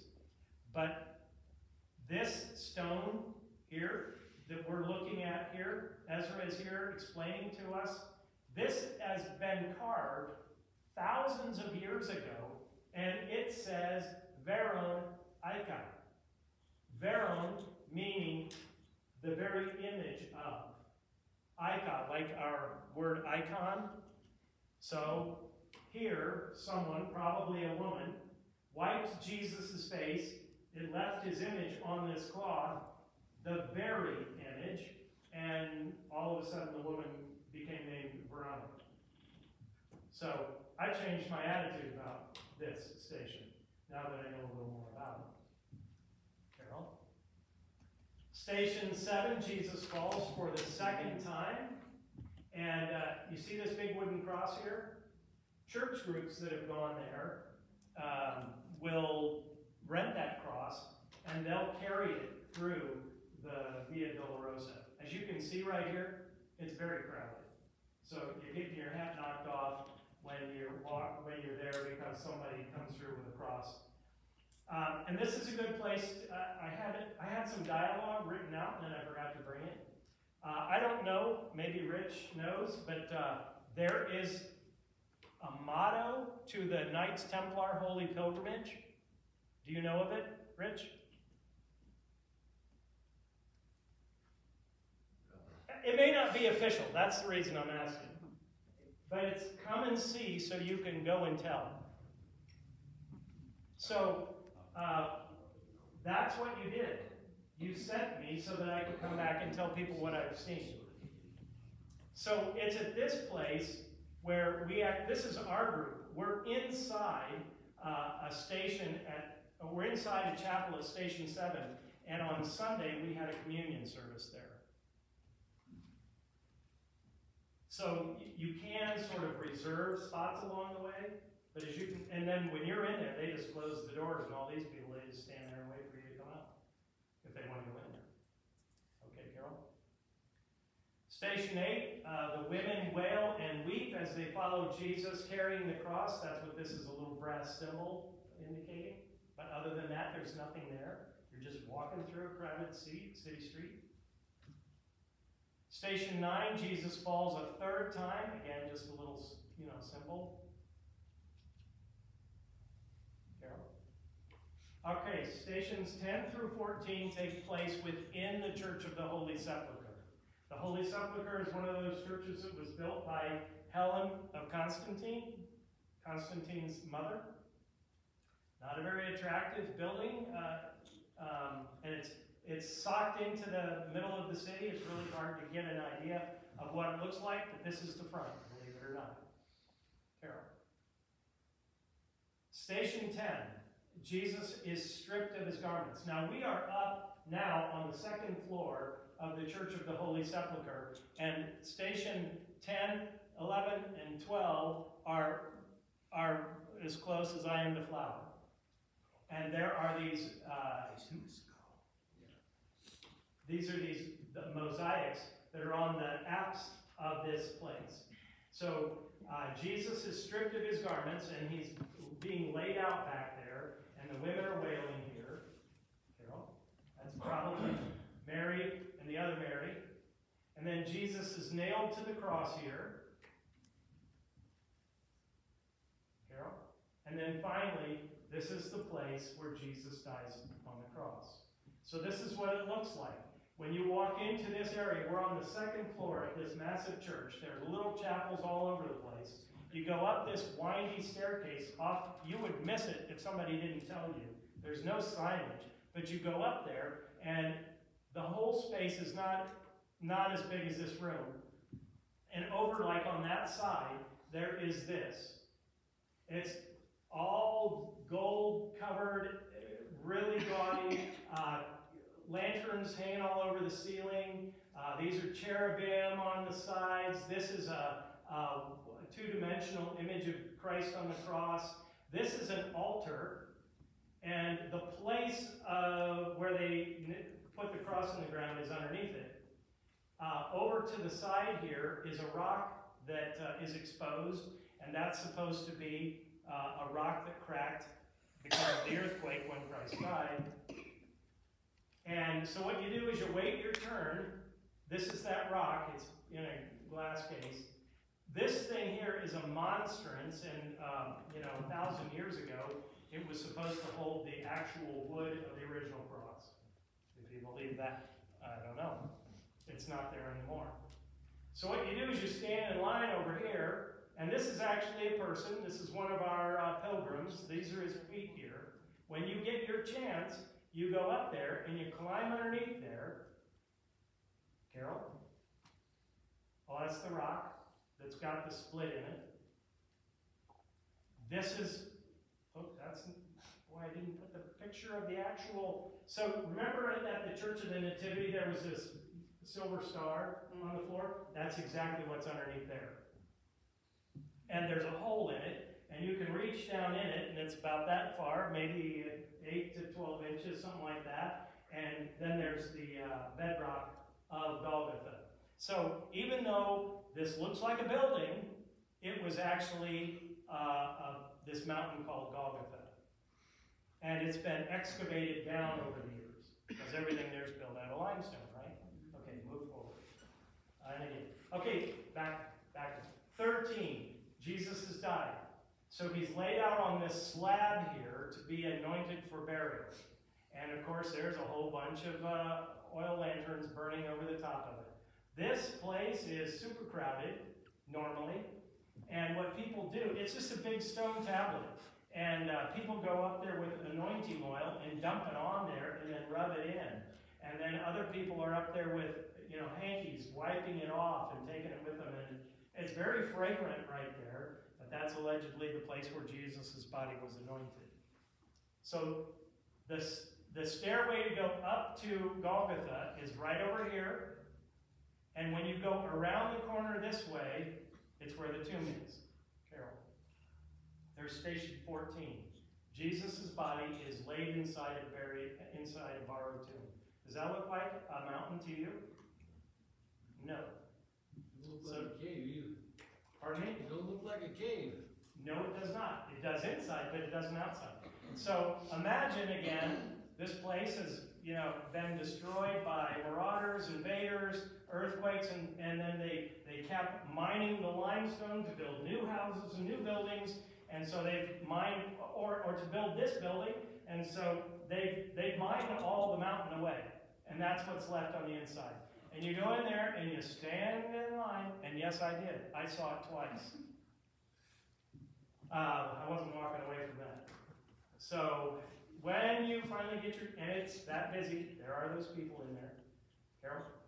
When you get your chance, you go in there, and there's an antechamber, and you can sort of sit on a little bench here, and then that's the slab where Jesus lay. Of course, it didn't look like that when he was in there. And he was only in there 3 minutes. Carol. Now, there's a famous place in Jerusalem called the Garden Tomb, and some guy bought this property and was trying to develop it, and he discovered this tomb. It is a real tomb, and they say that this is a close. This is closer to what it probably looked like where Jesus was buried. So we went there. It's in a beautiful garden. It's a lovely tourist trap. You can pay your money and you can go in there. And this one, by the way, is out in the country on the way down to the Dead Sea. We're just driving along the highway. Of course, Ezra knows it's coming, so he has the bus stop. And we look out the window, and there's this tomb. So, I always thought that stone that was rolled in front of the tomb was probably just a big round rock that they shoved in front of the tomb. No. Limestone is so malleable that they actually do make these big flat round things out of it, and it rolls on a track there. So this tomb is out there in the country. You just drive by it, and there it is. But that is exactly what a first century tomb would have looked like. I saw that in the Sunday school book, so it had to be good. Yeah, that's right. That's what they depicted, yeah. Your children's picture Bible showed that picture. This is the Stations of the Cross, all those steps. Mm-hmm. How long was that? Less than 2 miles from the Antonio Fortress to Golgotha. Okay. Yeah, a lot less than 2 miles. Golgotha was that called the place of the skull? Yes. Was it a trash? It was back then. Was it Right. dump? It's Was it outside dump? the city wall, and it's the place where trash and the place was lined with crosses of people the Romans wanted to make a martyr of. Carol. The Pope, one of the popes went to Jerusalem on a pilgrimage, I think in 1986 or something like that, and he said that there should be a 15th station because we are resurrection people. Christians are resurrection people, and of course, Jesus resurrected from that tomb you just saw, And then, according to Acts, Jesus ascended right there in Jerusalem. So back up that same path toward Bethany, there is this place called the Chapel of the Ascension. And inside it, Carol, this is a dingiest little place you ever did see, but they've got this rock kind of like saved and framed, and that's allegedly the last place Jesus had his feet on the planet. I don't know. I wouldn't know. We're almost done. Carol? Okay, we're done. So, Where was the Judas? You showed where he hung himself, and nobody puts bills down there because of right. It's like a cursed piece of land. Right. The silver, the 30 pieces of silver that was used to buy the cemetery. Yes. Where was I that? don't know. Oh, okay. Nobody told me that. Okay. I thought Does maybe it was anybody in that know? area there too. It probably is. Any other questions? I just say that, Pastor Dwayne, you are a very lucky person, fortunate to spend 10 days there and bring back all this detailed information because, there's so much that went on. Oh, And you got into all of it. I could show you twice as many slides and tell you twice as many stories. I didn't show you any of the Old Testament stuff, except for Mount Carmel. Just an amazing experience, and you're right, I am very fortunate. And I got to thank all of you, and I wish Dave Collins was here so that I could thank him. Yes, I thank you very much for coming. I did. A couple of reasons why there's a lot of people probably didn't show up. Wick Lodge they had practice tonight because they're having a Master Mason degree this weekend. Yeah. I was supposed to be there. Yeah, I played hooky. And another lodge, Our Lodge, they have a degree going on tonight. So, but I thank you for coming. I have a couple of things I want to hand out. First of all, yeah, if you want to turn on the lights, that would be better. Every pilgrim that goes is given an opportunity to buy a hat, and it is the official Knights Templar Holy Land Pilgrimage hat. One try, And you didn't see it in any of those pictures because I'm not fond of having my picture taken. I don't really do the selfie thing and all that. So, but I'm afflicted with skin cancer, so I wear a broad brim hat. But I bought my hat anyway because I wanted to give it to Rich Brady. Every time I've seen him, he's wearing a hat. You only get one of those if you go on the trip or if you sponsor somebody. So thank you, sir.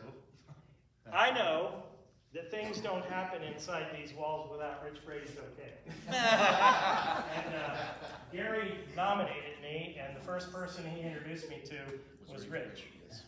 Now, Carol, index the slide one more time. This is an interesting thing. And the reason I want to bring this up is because you guys are the Knights Templar.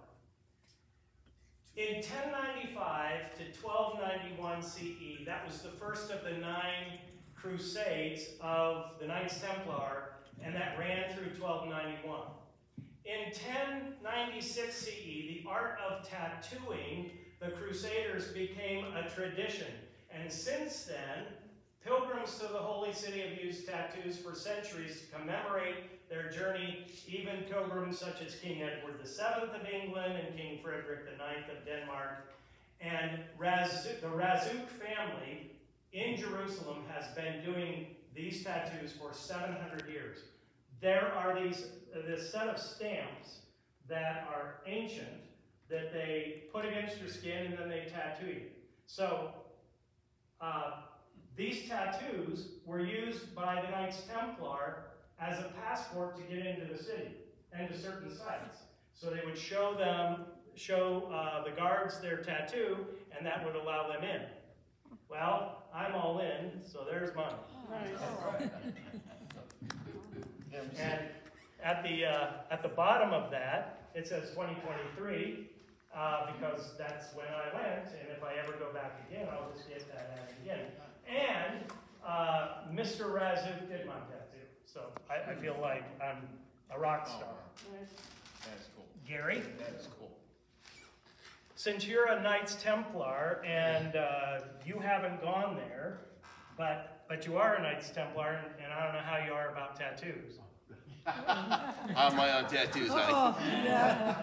We got a couple.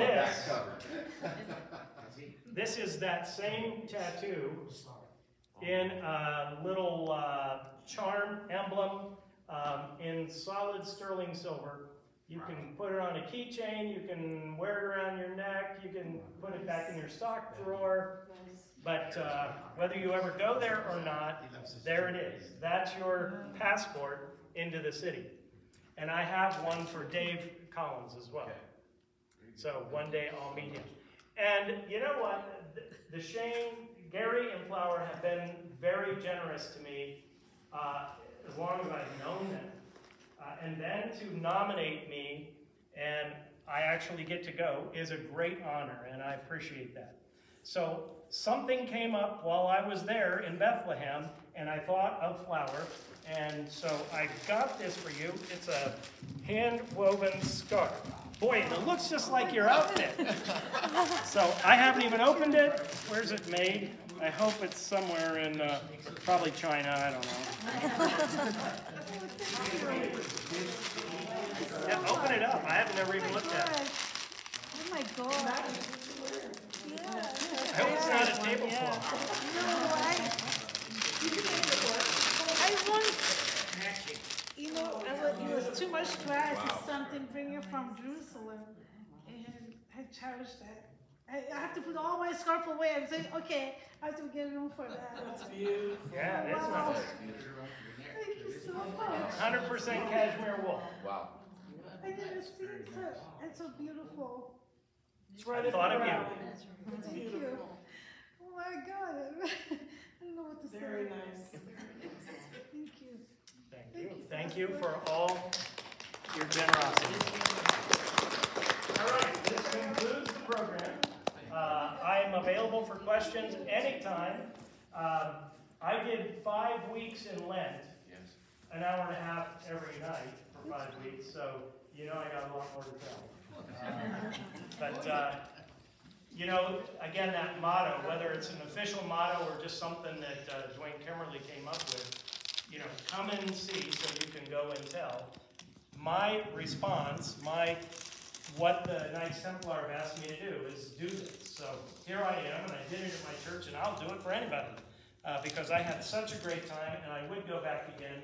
And I thank all of you for whatever hand you had in helping me. So it's truly a blessing, and I appreciate it. You will be a great ambassador of Knights Temple. We appreciate Yes, you. yes. And coming back. And I will be indebted to the Knights Templar till the day I die.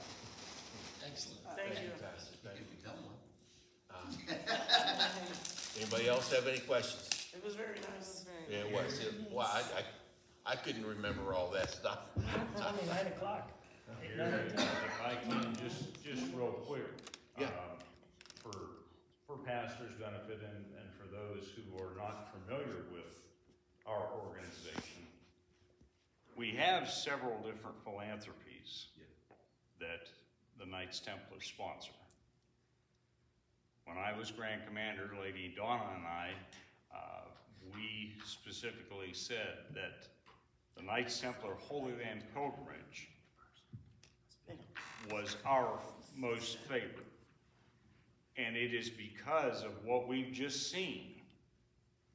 This is why we feel this way.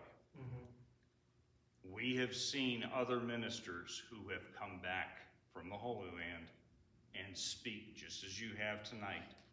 And the enthusiasm that this program creates and enables you to speak as you did this evening, and I'm sure you've done in your church. I'm sure your congregation has seen probably a notable change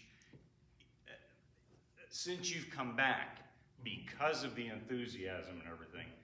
But as far as Dawn and I are concerned, this is the best philanthropy that we can possibly be involved in. And I'm so glad that you got a chance to go and fulfill one of your lifelong dreams and passions to walk where Jesus walked. So Every week when we have the scripture for the Sunday services, if it doesn't say specifically in that paragraph where Jesus was, I'll read before and after to figure out where he was.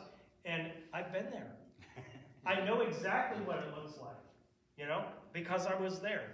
And that's just an amazing gift. So thank you once again. well, thank you.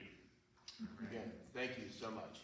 You're welcome. And downstairs, we have some You think that's it? coffee and refreshments.